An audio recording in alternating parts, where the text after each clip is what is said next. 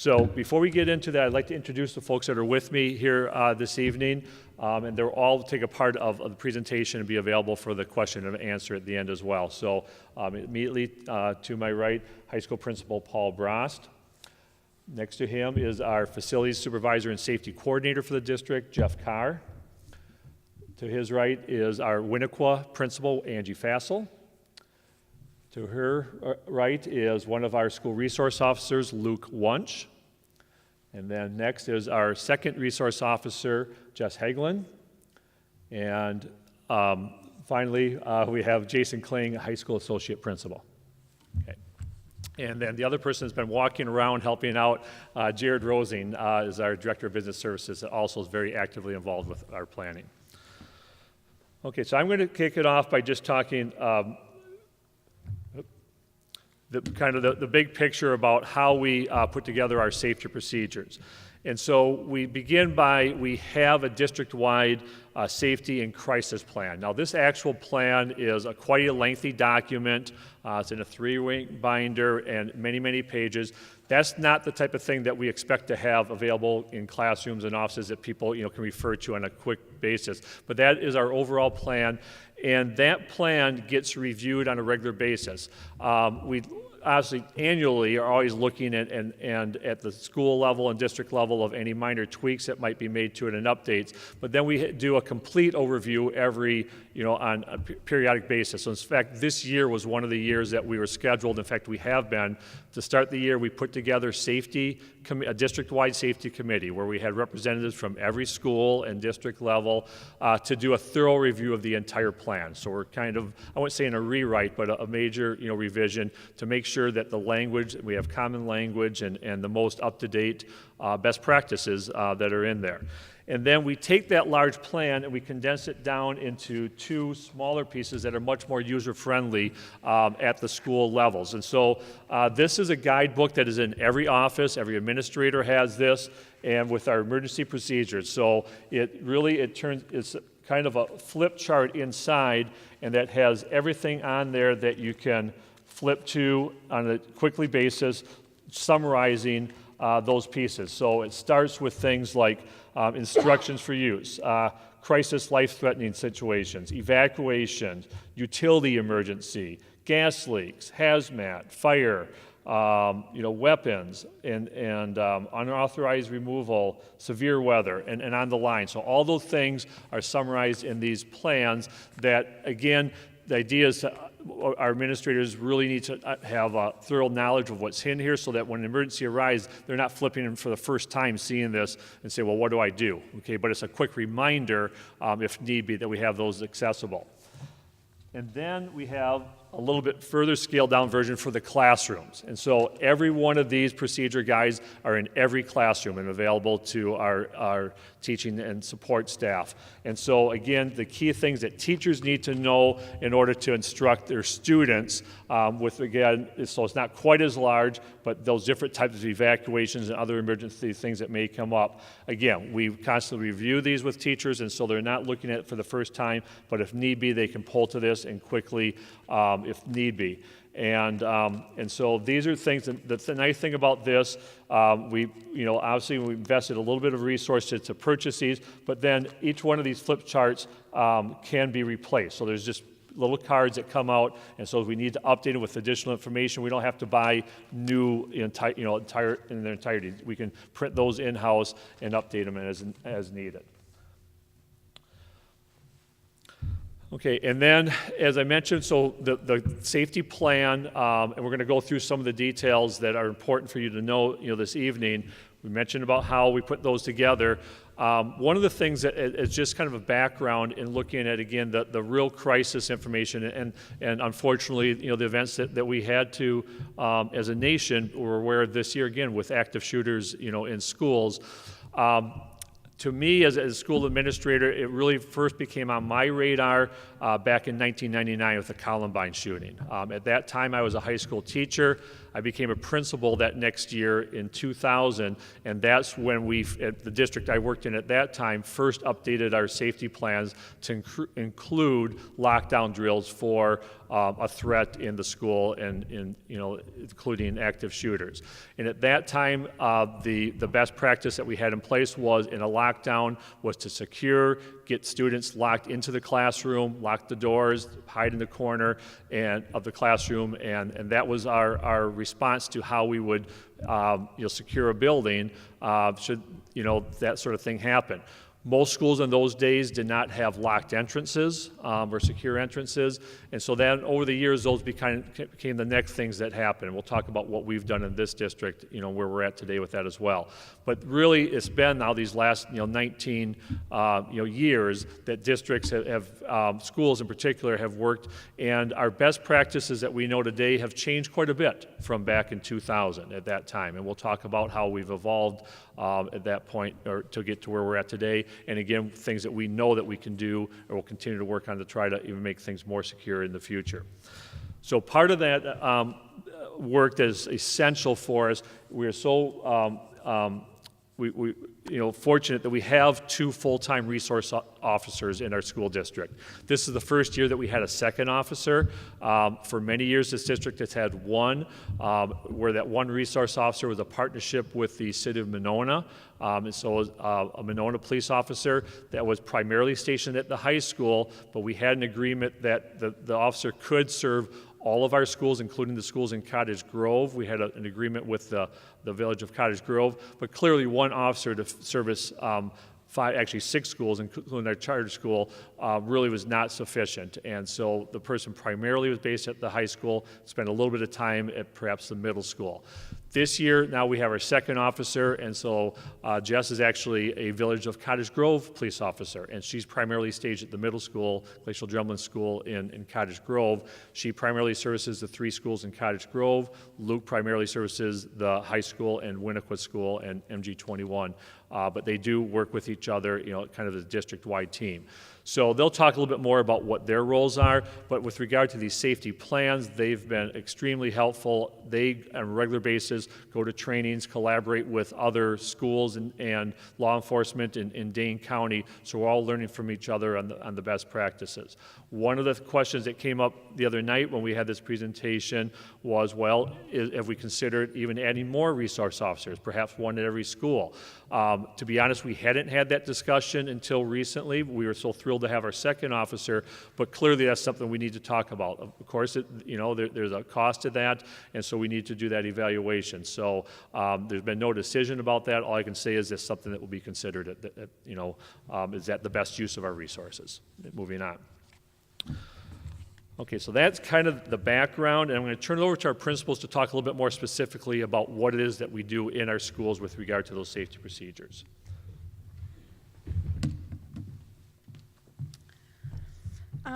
All right, so I am again Angie Fassel. I'm the principal at Winnequa, our elementary here in Monona.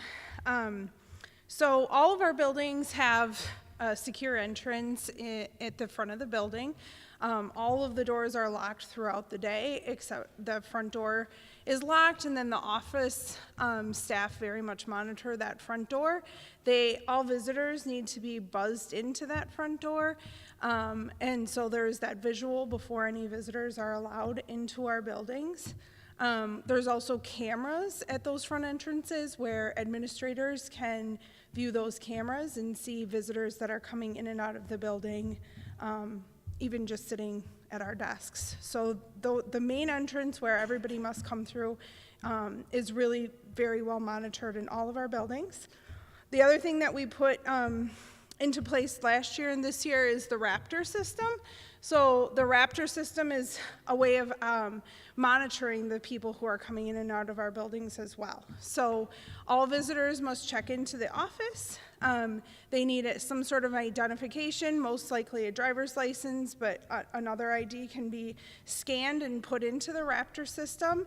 It immediately will send an alert if some sort of sex offender or other offense comes through that system, and then we can then send an alert, and it will immediately go to both our school resource officers. I would get notified right away. Our district office staff would get notified right away if there was some sort of a problem with those visitors. So all of those visitors are scanned in and monitored as they come into the building. It also prints out a visitor's badge, and all of those visitors' badges then have some sort of picture with the visitor on it from their driver's license, and it very clearly states that they're a visitor in the building or a volunteer in the building, so that all of our staff and students know that that adult or that person is has been checked in and they are safe to be in the building. So that system has been very helpful in helping us monitor the adults that are coming in and out of our building every day.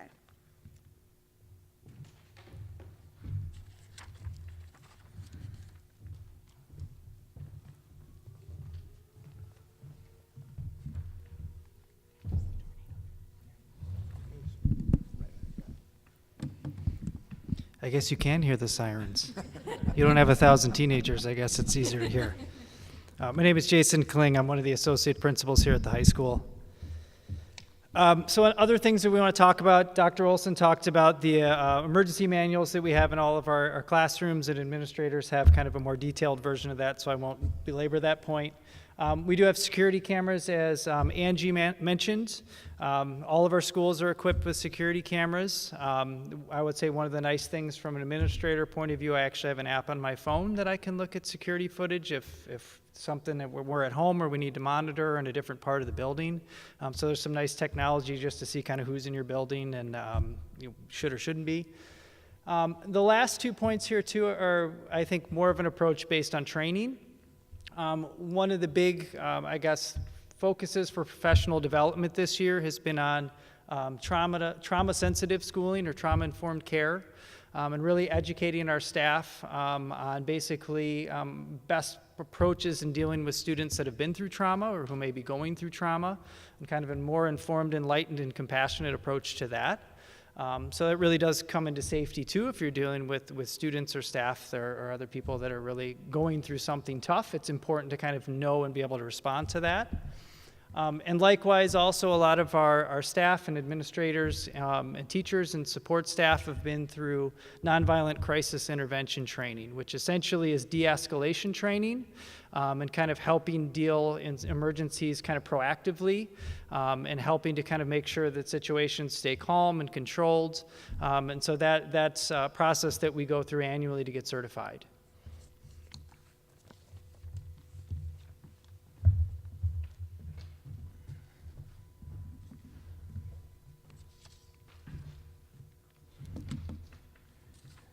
A couple of more of our safety procedures that we include in the school buildings. The providing CPR and first aid training. This isn't something that has been impacted really by the new protocol for active shooter. We've been doing this for a long time, as most school districts do, so we offer these trainings for staff. A number of staff are required to have them. That would include coaches and teachers and some of our ed assistants who are working with students who might have health kind of conditions that we need to respond to. Folks in Fayette and that kind of thing. So that's ongoing, so we can respond to medical emergencies. In terms of implementation of the ALICE training, because it's a pretty major change in protocol for active shooter in our buildings, we've done that training somewhat in stages with our resource officers and a couple of our administrators who've been trained. We first introduced the concepts, and you'll have those shared with you this evening, and talked through them with staff, just a chance to process those, and went through all the steps and some of the history and some of the whys, so people understand the research behind why experts in law enforcement and so on have changed that up and what the rationale is, so people would understand that. In the next stage of our training in our buildings, we did actually practice some barricade kind of procedures. That's new to us. We haven't done those. As Dr. Olson said, our prior practice had been a lockdown to secure rooms and get students away from openings. Now, to make sure that if someone's in the building who's a threat, in addition to being in your room and you can't evacuate, we've gone through some procedures for what are the best ways to barricade a door and make it really difficult for an intruder to get in. So we've actually practiced that with staff and talked through that. And lastly, in our most recent staff development, we've done some tabletop exercises, and that's mostly been around evacuation procedures and what would that look like if you're making a choice in a crisis to get out of the building or get out of your classroom. What are your options to get out? What would that look like?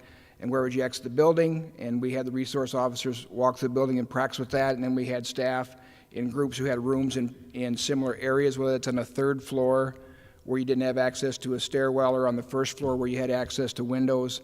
And we actually talked through what would be the best way to get out of your room and then get out of the building.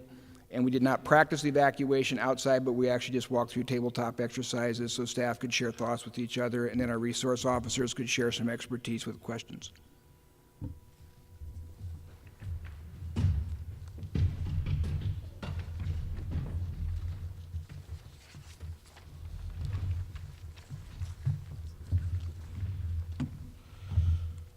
All right, so now on to the soft, touchy-feely kind of stuff that we're all here to learn about, right?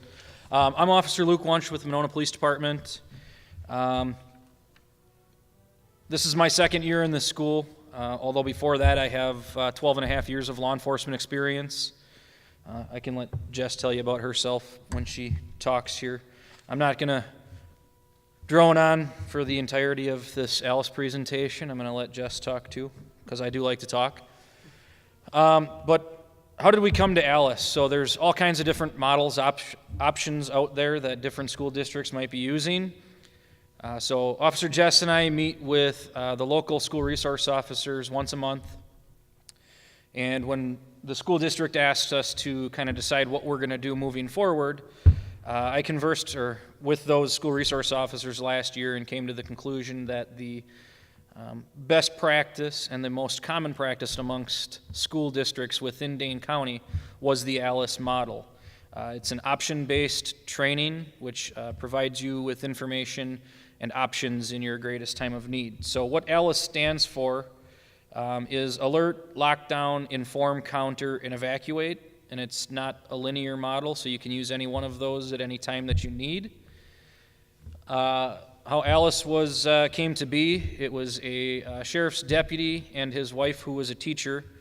Over dinner one night, they were having a conversation, and the deputy said, "Well, what happens if there's an incident at school? What do you do?" And she looks at him puzzled and says, "Well, what do you mean? I lock my door, I push the kids out of sight, and we wait for you to get there." The husband says, "Well, that's great. What happens if I don't get there in time?" And she goes, "We're going to wait for you to get there." And he goes, "What if I don't get there in time?" So he came up with these principles of Alice. At first, he left out the A and called it lice. Well, we don't want to bring lice into a school, right? So he added the A to make it a little bit more appealing for parents and whatnot. What Alice does is it empowers our staff and our students to make informed decisions based on the information that they have. Okay, it teaches them to be aware and gives them authorization. But the best utilization of infrastructure, technology, and human action combines it all together. The purpose of this training is not to scare anybody, okay, but it's to empower them and to provide them with options during their greatest need and increase their chances of survivability. We want to buy those extra seconds until law enforcement or emergency staff can arrive on scene. Okay, time is critical.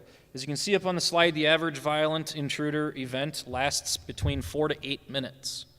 On a national average, law enforcement response is 5 to 6 minutes. Does anybody think that there's kind of a skew in time there? And that lag could be due to any numerous reasons, right?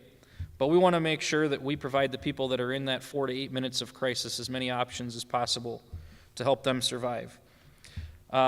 Because active shooter situations are often over before law enforcement arrive on scene, individuals must be prepared, not physically, but both mentally and physically, to survive that active shooter situation and deal with it.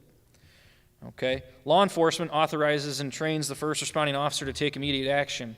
So what that means is, back prior to Columbine, we would set up a perimeter outside, we would call a SWAT team, and we would sit and wait while people inside are attempting to survive for their lives.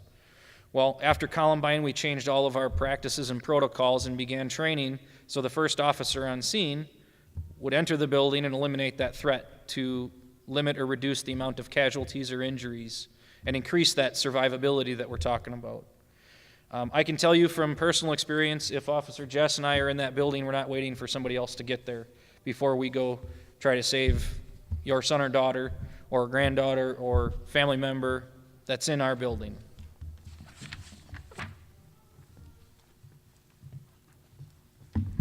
Kind of short.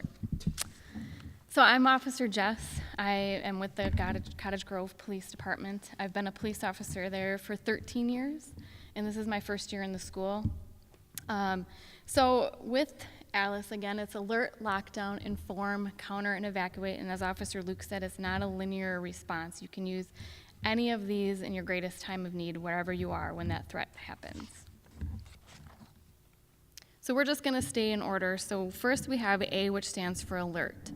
When an event happens, we have to alert people as to what is going on so that those people can make the decision on what they need to do in that time to protect themselves.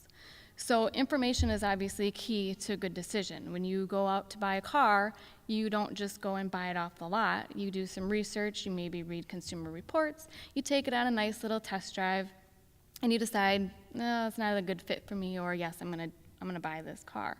So we need that information. So information will flow in all directions as quickly as possible.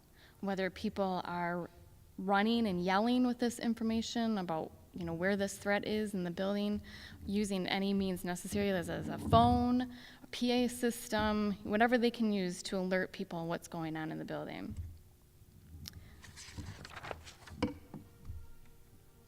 So lockdown has always been a part of safety procedures, but we take it one step farther with Alice. So lockdown is a semi-secure starting point from which to make survival decisions.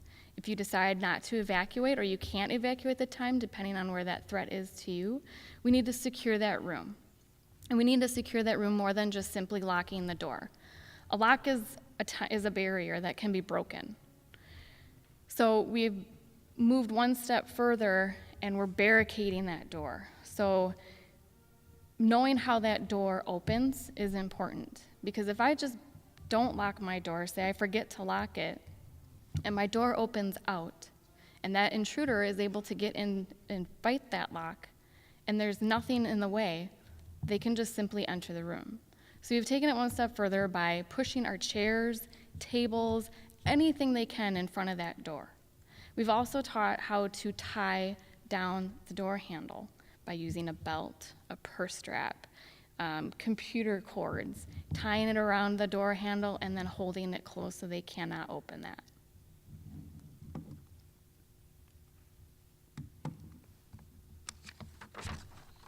Do you want to do inform? The I in Alice stands for inform. Real-time information can be provided by any means possible. So that could be using your voice by yelling and informing others about what's going on. It could be using your cell phone via text message or some kind of messaging app, or maybe all you have is email. You could use that.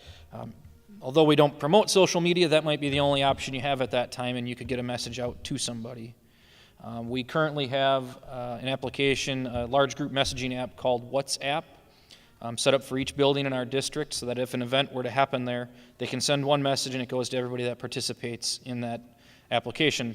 So for example, if an event were to happen here tonight and I sent a message to everybody that participates in that group app, they would know exactly what's going on in that message. And they would get it with only me having to notify one person versus making 17 different phone calls. But it uses the information to make single or collective decisions to make your best survival options. Okay, the best option for survival. So if you're saying there is an active threat on the 3rd floor of the Monona Grove High School, and we are here in this room, we can make the decision of whether we need to evacuate or get out of the school, or if the threat's too close and we need to barricade or do something else. But it's also giving and receiving information. You can't just take all of that information. If you have pertinent information to pass on to other people or responding law enforcement agencies or first responders, it's important to inform them and make sure that somebody has dialed or called 911. It's a major shift in procedures, because before it was just a lockdown, you don't really tell anybody, maybe you call 911 and you just wait for law enforcement to get there. So informing and using that two-way street of communication is very important. The C in ALICE stands for counter. Okay, it's the use is simple, and it's for proactive techniques to interfere with and interrupt the actions of an active shooter. As I'm standing here trying to give you this presentation and talk to you about it, if you all stood up and threw something at me, that would make it much more difficult for me to focus on what I'm trying to do and provide you the information that I'm trying to get to you. That's kind of the idea with counter. Make yourself a harder target, okay? And it's not about fighting, but instead it's about survivability, buying those precious seconds to wait for law enforcement to get there. It may also provide you an opportunity to escape from the threat, okay? Unfortunately, Officer Jess and I cannot train all of your sons and daughters and granddaughters or family members to be ninjas, because that's not realistic. Plus, I don't have all of those skills, so we would have to consult somebody else.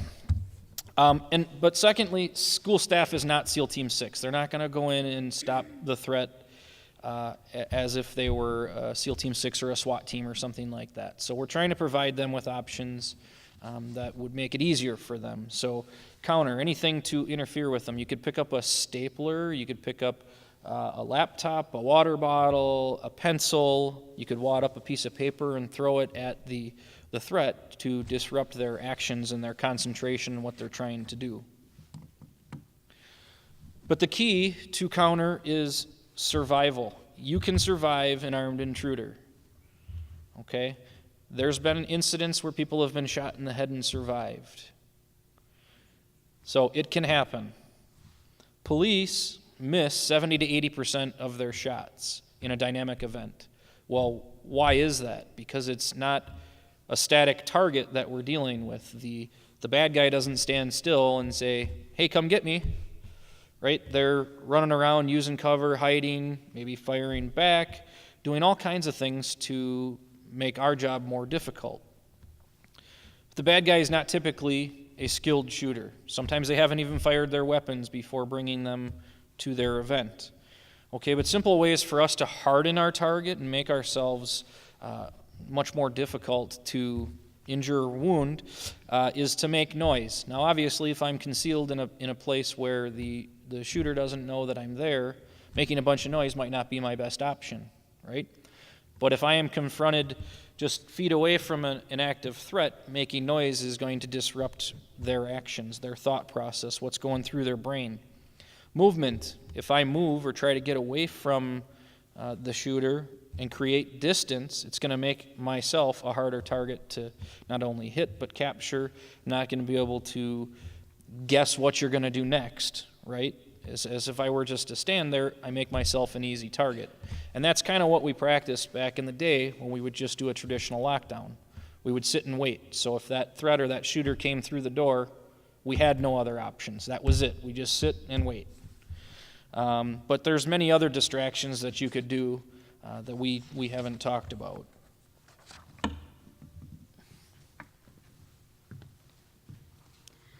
So the important thing with counter is that we're not teaching people to go out and seek this individual to start fighting them.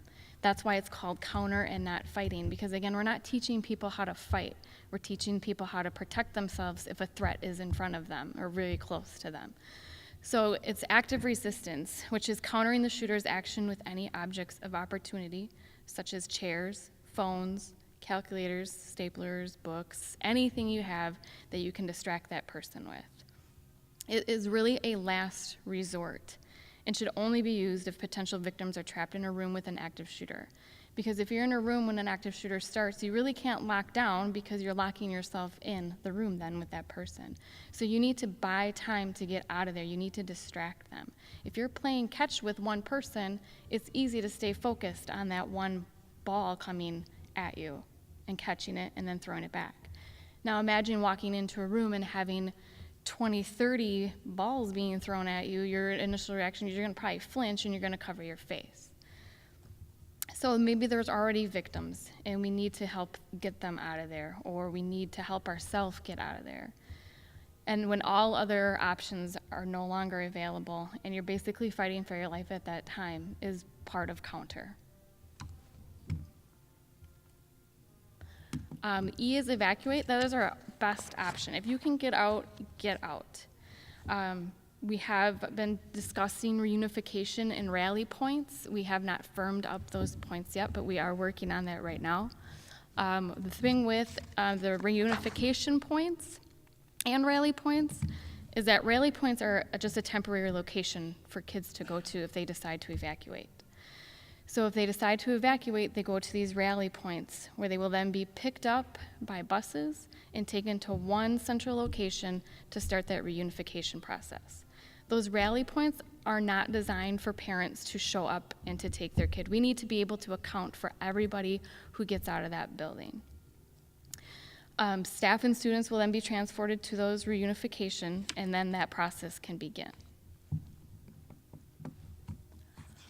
So it's an understatement, obviously, to say that these incidents are very stressful.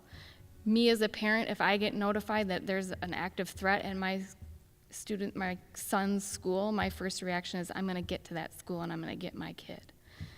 That's understandable. But it's important that we don't do that. You have to understand we're going to be having law enforcement agencies coming from everywhere trying to get to that school to stop that event from happening. You're going to have ambulances. You're going to have fire trucks. And if we have parents coming in, that's going to distract us from doing what we need to do to stop that threat. So it's very important to go to those reunification points, follow staff instructions so that we can get you reunified with your child.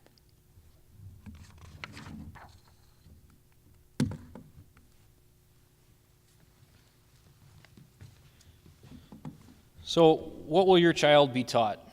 Okay, they're going to be taught the ALICE principles, but at an age-appropriate level. So essentially, the high school students will receive the full ALICE training that was given to our staff, where it goes through each letter in the ALICE option-based training and provides them with additional information and the reasons why we're doing things so they can get the buy-in and understand it.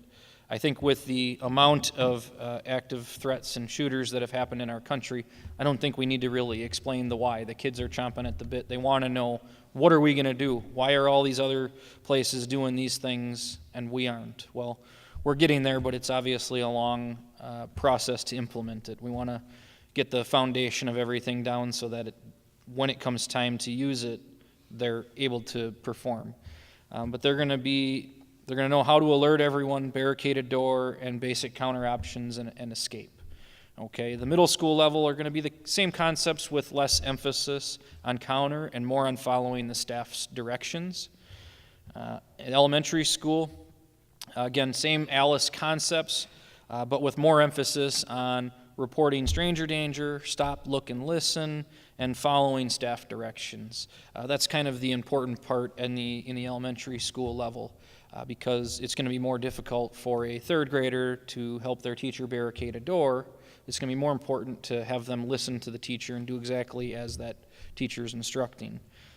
Student education will begin the last week of April, and it's going to change based on the school setting.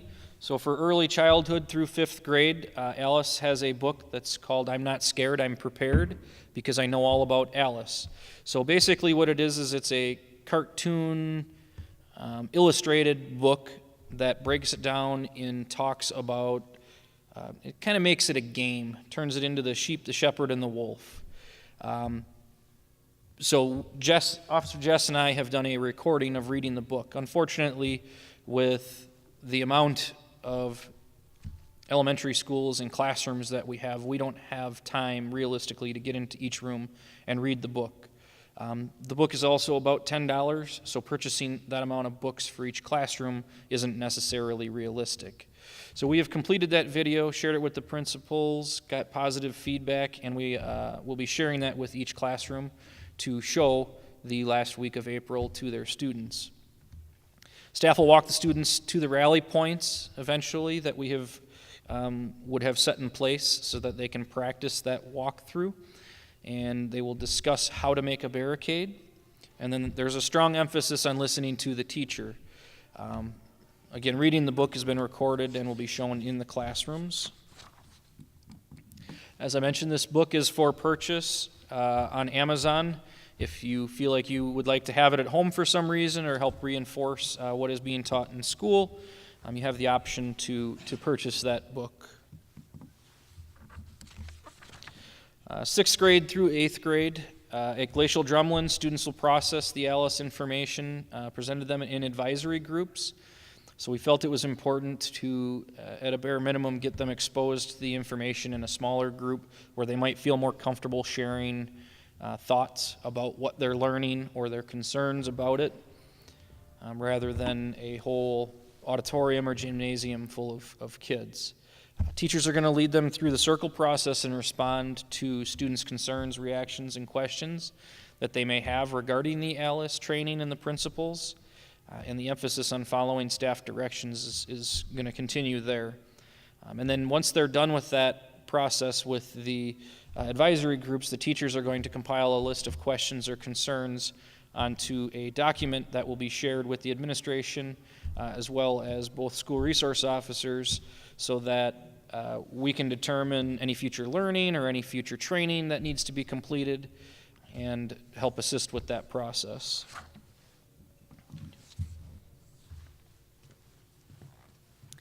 So at the high school, students will watch a video that Jason Kling, Officer Wunsch, will be putting together. When are you next week? Tuesday.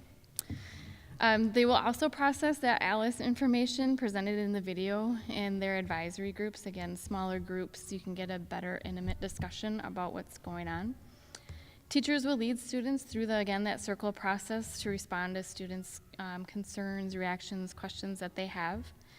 And then again, the teachers will compile a list of those questions and share them so that we can address those issues and see if we have to change anything or maybe explain something differently.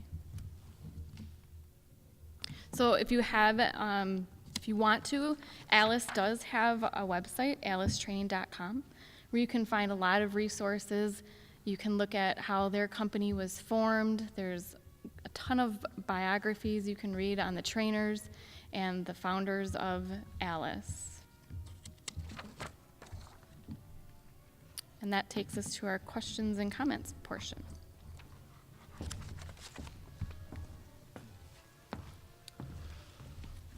Okay, thank you, everyone. Again, that, of course, was a very broad overview, for instance, the ALICE training itself for our staff is, what, about 2 hours, 2 hours?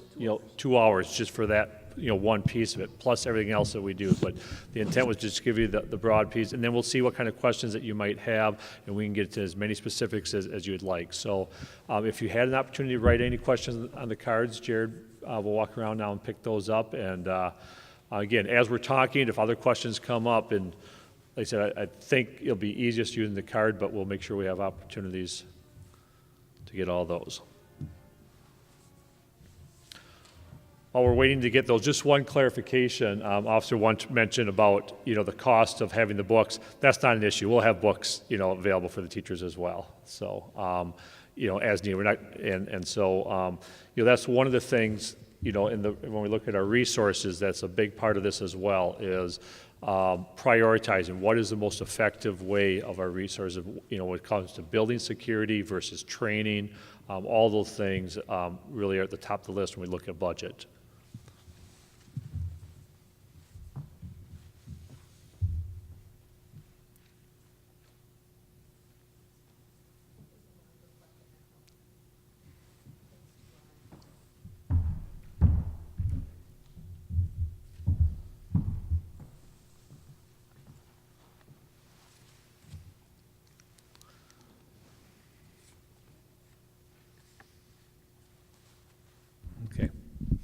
Okay, good question. This is specifically about the training for our youngest children, for kindergarten age. What is the context of the book? And does it specifically discuss active shooters or just, stranger danger? Curious to understand about, how to respond to any questions, concerns. Have we read through this book? To to kids in the past? What are their reactions? And how should we talk to our young kids about these issues? Awesome question. So, That book is actually a really good book. It does it in a non-scary way for children. I have a 10-year-old, and when he was 8, I read him that book. And I said, just read this book and see what you say. And we went through it together, and he was not scared at all. I mean, my son was the same age when Sandy Hook happened, and I could not imagine having to have that conversation with him. But in the way that that book presents it, it is not scary. It is super fun for the kids. The language that is used is completely understandable. And again, they make it a game. It's the sheep, the shepherd, and the wolf. So the students are, the sheep.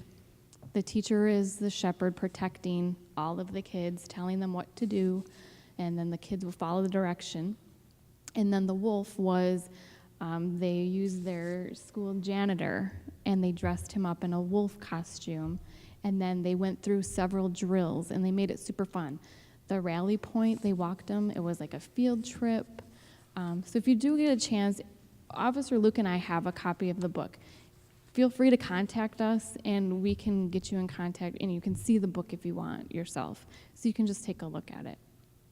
Does that answer your question enough? Okay. Yeah, just to kind of expand upon that, they do make it a game. They talk about running zigzaggy through the hallways, and they use very kid language.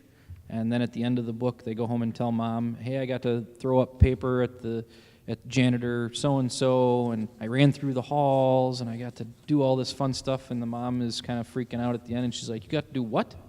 She goes, no, Mom, we practiced Alice.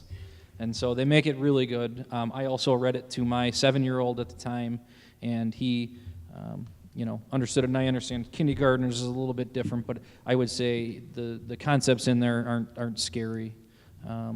Maybe you want to address that? Well, there's some other parts too. So we had a chance as a Winnequa staff to preview the book Monday at our staff meeting. So all the teachers got to watch the video of them reading the book, so they know what they're going to be presenting to the kids. This is our first time showing it, so we don't know how they're going to react, but just a preview, there was a really positive response from all the staff that they feel comfortable showing it to the kids.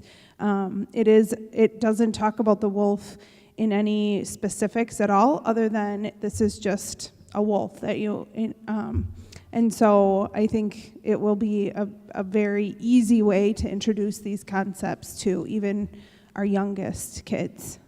Was there another part? no, well, and I guess, could you speak to communication with parents? And obviously there's only a few parents here today, but how are we going to communicate? And, are we going to be able to offer perhaps, any tips to parents with talking to their children as well? Yeah, so we'll be sending out, obviously there's, a handful of people here tonight, and we want more families to know exactly what we're doing. So Winnequa is planning on sharing our book with all of our kids on the 27th. So every classroom on April 27th, which is the Friday, is going to be reading that book together at some point in time. So there'll be an Infinite Campus message coming out before that, letting families know that this book is going to be read. And then I think probably your best question is, what were your thoughts? And let them very much guide the question. Going from kindergarten to fifth graders, our fifth graders obviously have a great deal more knowledge about the current events in the real world. And so we've had conversations about that too, that's really a home decision to have those conversations about why we're having the safety conversation. We are focusing our conversations at school very much on, if there's a wolf, what are we going to do about it, and letting families decide how much of the why they want to share with kids at our age. Great. Thank you. Okay, next question. At what point in the day are doors unlocked for exit and locked, and likewise with events?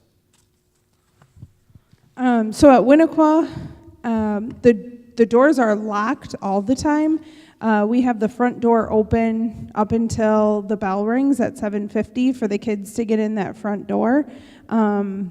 Otherwise, they're locked all day long for us. Even at the end of the day, they're locked. I mean, kids are going in and out, so, but they're locked the whole time. For events, we do open the doors more for events, for concerts, especially our downstairs one by the gym. We open for parents to get in there.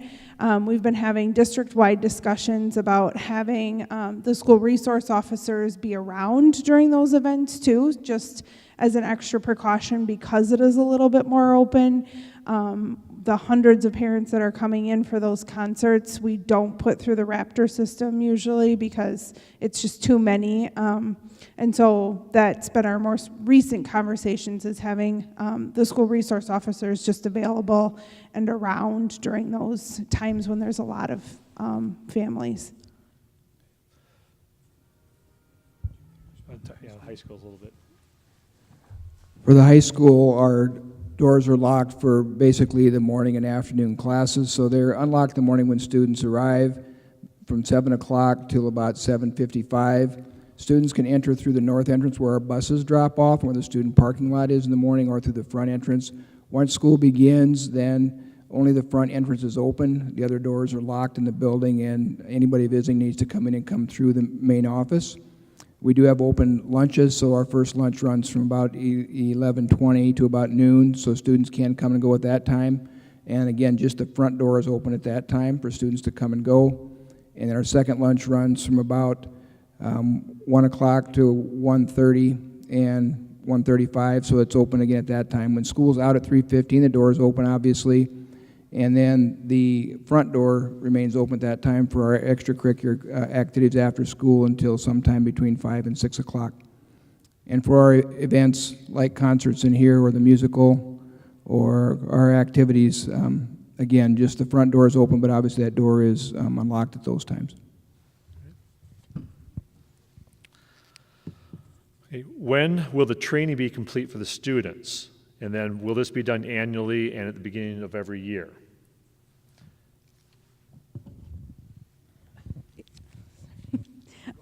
So, like I said, we're gonna do the reading of the book on April 27th with our Winnequa students.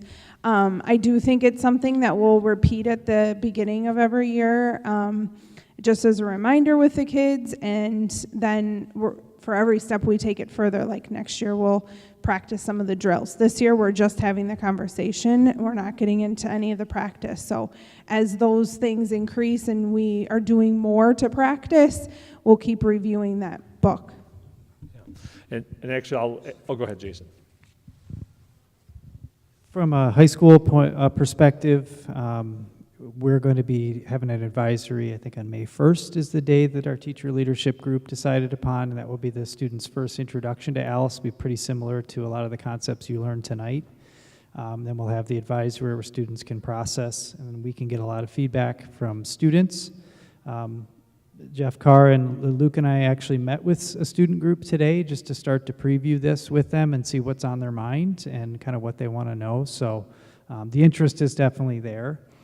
I think our focus as a building this year was primarily making sure that all the adults had a very strong foundation in this. We felt as a group that it was really important that the adults know what they're doing before we roll it out to the kids. So I feel like we're there, and now we're bringing the kids in now. So the second part of the question, yes, I do anticipate this being something we do annually. And actually, with regard to in the future, we actually wrote it into board policy. There'll be a mandatory minimum of 2 trainings with students on an annual basis, just like with tornado drills currently, and that's actually statutory as well. You know, fire drills we do monthly, and so that will become a regular part of our training with students, just like the typical tornado and fire drills in the future.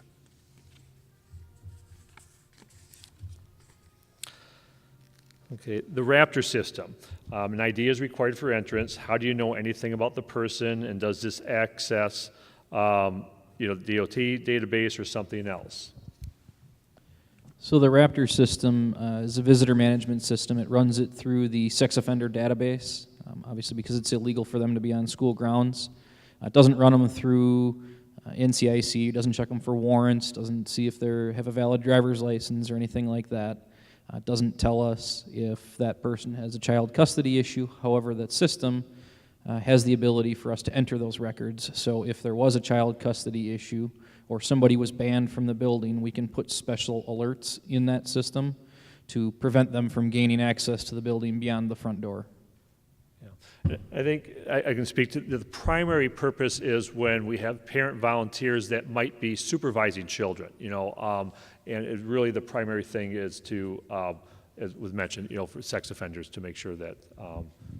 We also still, for those who are in the building on a regular basis, still do the background check too. So it's really a double safety, if you will, because the background check is still done for all of our regular volunteers as well.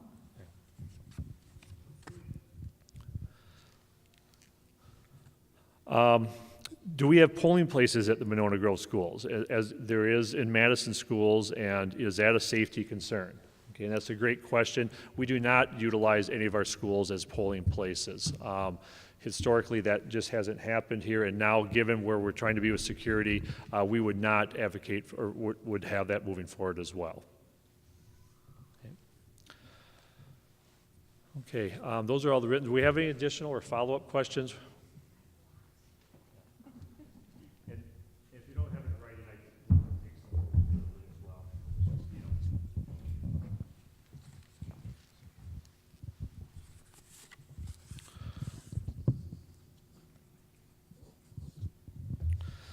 Okay. Okay, yep, that sounds good. Okay, so the first one I think we've answered about the, where will there be drills for students? Thank you. Okay, so what are the dynamics of the shooters? And by this, I mean a little bit, what do we know about typically what might happen? Do you want to take us? Sorry, can you repeat the question? Okay. What are the dynamics of shooters, or what do we know perhaps about incidents? Unfortunately, there are no profiles available for active shooters because of the diversity of active shooters that we have seen in our country. There's no active profile that exists. We cannot pinpoint the demographics of who we're going to put high on our list that, yep, we need to take a look at this person because they match the profile. We just can't, unfortunately. It really could be anyone. I think one of the important things for our district is that we make good relationships with kids, and we kind of see the signs and the symptoms of things that maybe aren't adding up, or they're having difficulties, or maybe they're the outcast or something to that nature, and we work with them to try to get through that, so that we, there isn't a set profile that we can say, oh, this person is going to do this 5 years from now or tomorrow or anything like that. So it's just really getting to know your students and staff that are in the building and keeping those relationships close so that they can share information, or their friends can share information if they feel like something is off or amiss.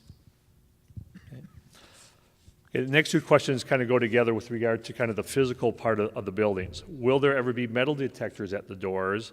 And our front glass doors bulletproof and bullet resistant? So can we talk about that part of it?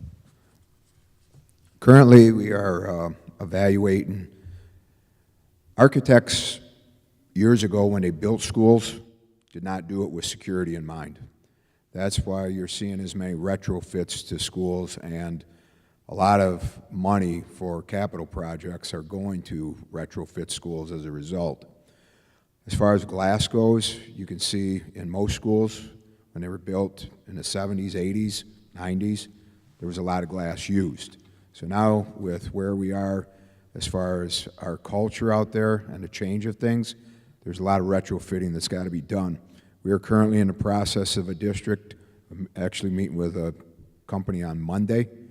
We've worked with Jess and Luke here to identify what we feel are the prime areas that should have some sort of window film put on.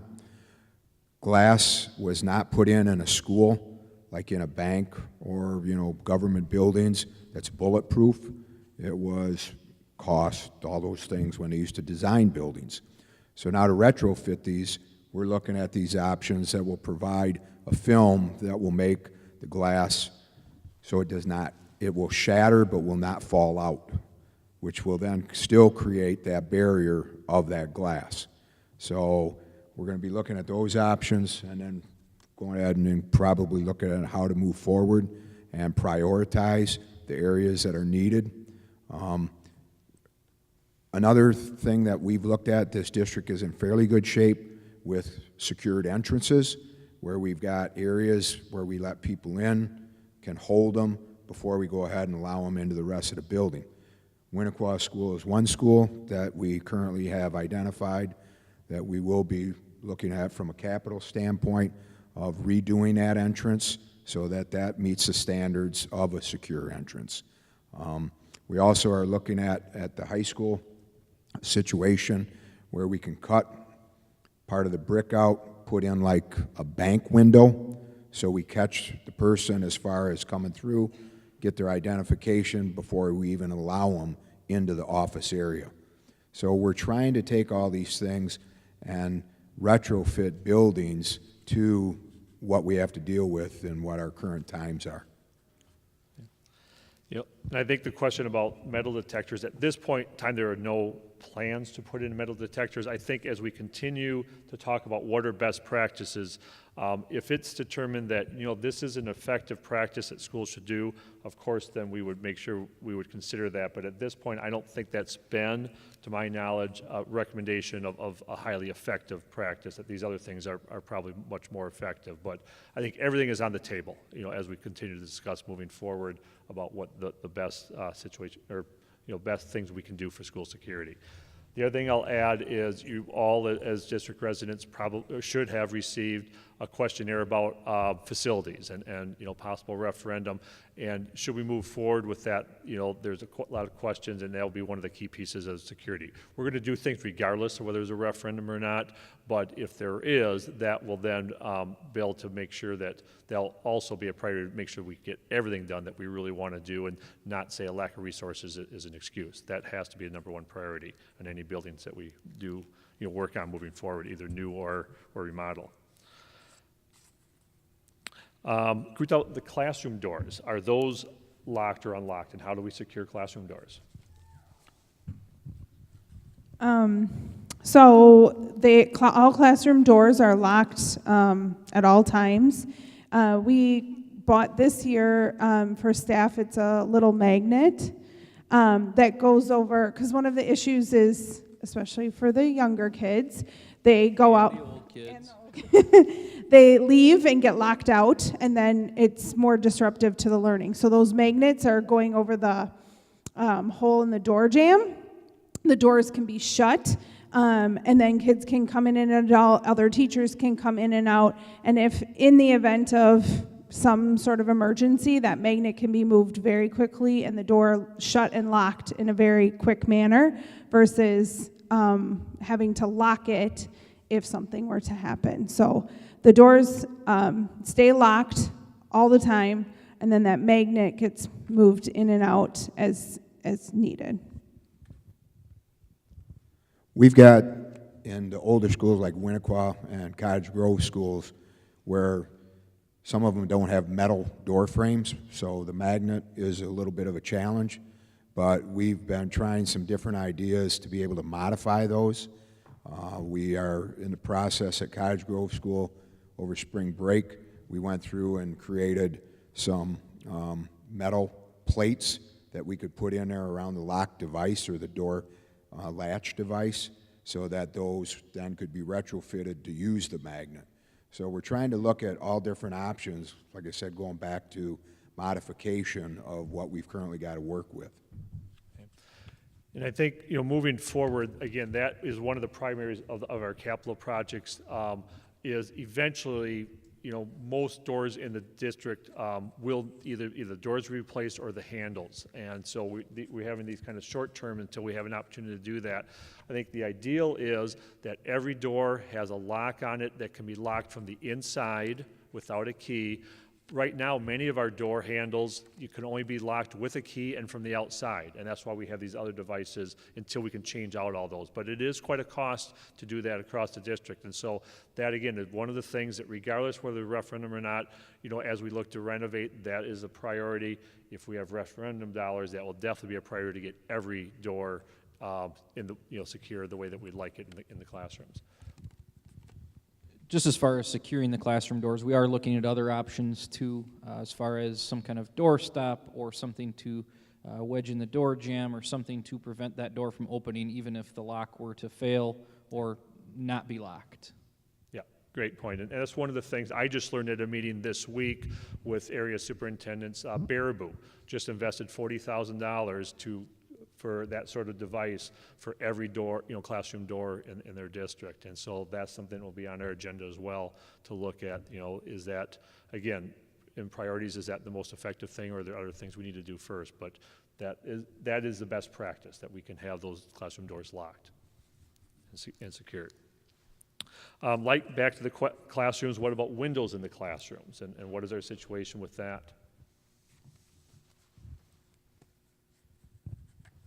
Well, like we talked about windows throughout all the buildings, they're double pane glass. Like I said, a lot of these buildings were designed where it's good and it's bad, that there's a lot of glass on the ground floor. It does help as far as when we go through the Alice, as far as should somebody need to evacuate, those windows can be broken and people can get out. That provides that. As we've evaluated and will evaluate next week with Luke and Jess and this contractor, what would be areas that we should look at putting film on there. Because on the two-sided approach to this, we don't want to put film on a window that could serve as an evacuation route. We only want to put film on areas that are not going to be an evacuation route, but would be used as a deterrent for any type of shot or someone trying to break a window to gain access into an area that would be restricted or have, some sort of barricade through it. So it's going to be definitely an evaluation process that we'll all get together and look at what's going to be the best practice moving forward.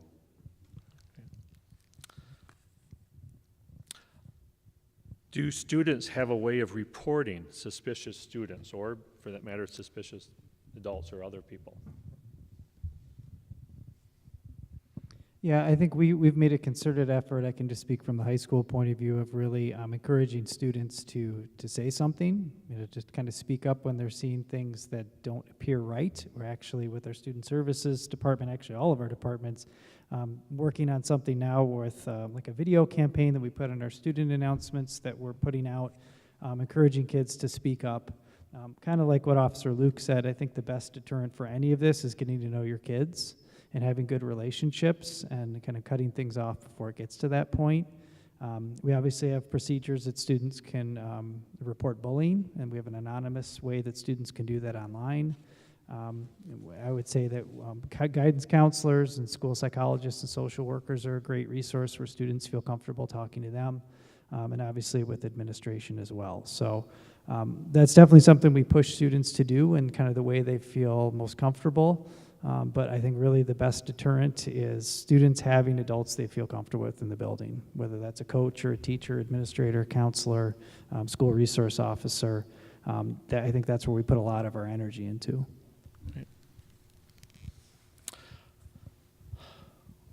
Will teachers have guns? I guess maybe I'll take that one. Of course, there's been talk about legislation to allow that. That hasn't happened at this point. I will tell you, my personal viewpoint, I am not in favor of that. Teachers are trained to teach. And I heard actually, and maybe Luke or Jess can speak to this, but I actually heard a law enforcement official talk about that as, again, why that is not a good idea. Even teachers that might have, training and be more comfortable. And the way it was, this particular law enforcement officer talked about is how when they're carrying their weapon, how they're so conscious of it every minute about where that's at.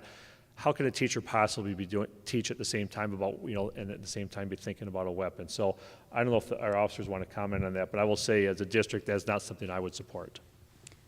It's something that I also would not support. Both Luke and I are members of the National Association of School Resource Officers, and they also do not recommend having teachers armed. You think of all the training that the police officers go through with their firearms, the mental preparation, just the awareness of, again, where the weapon is. We're constantly, making sure that our weapon is where it's supposed to be. That's right on our side.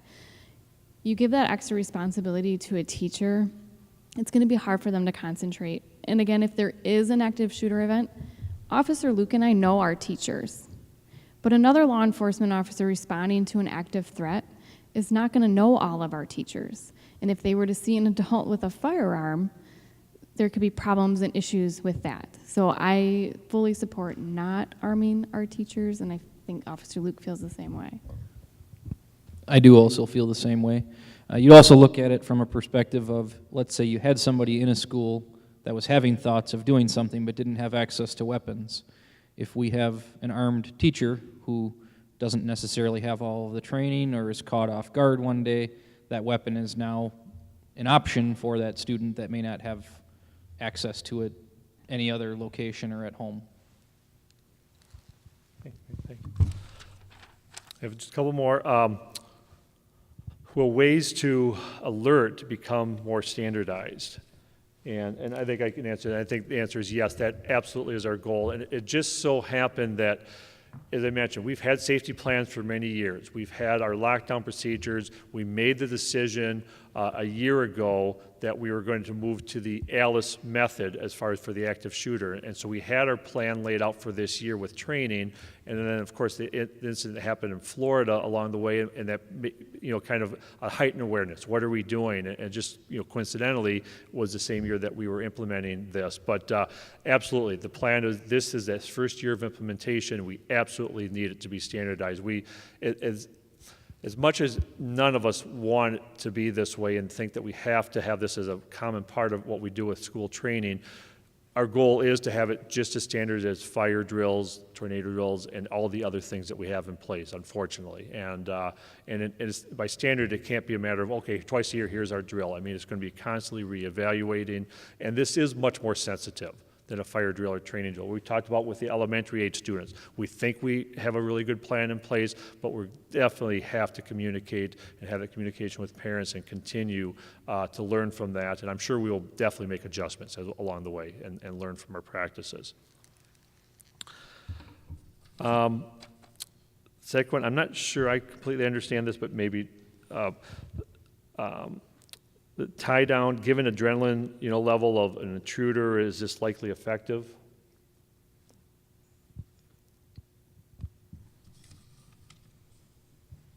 I guess it all is situational. That's part of training. We train all the time. It's that muscle memory. When things happen, as far as I can speak for Luke and myself, because we train like we play.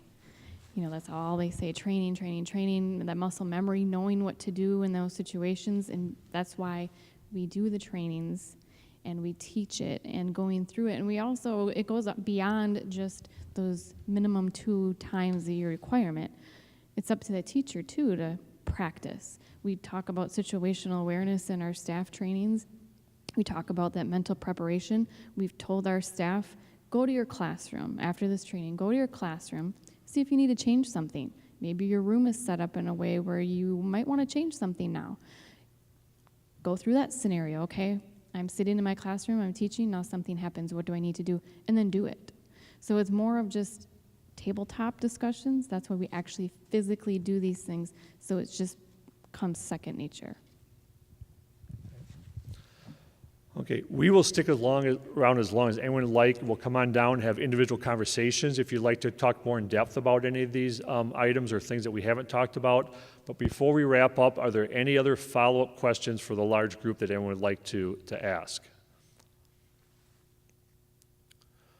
Okay, again, thank you so much for coming tonight. Like I said, we'll stick around and be glad to chat with you a little bit further if you have any additional questions. Thank you.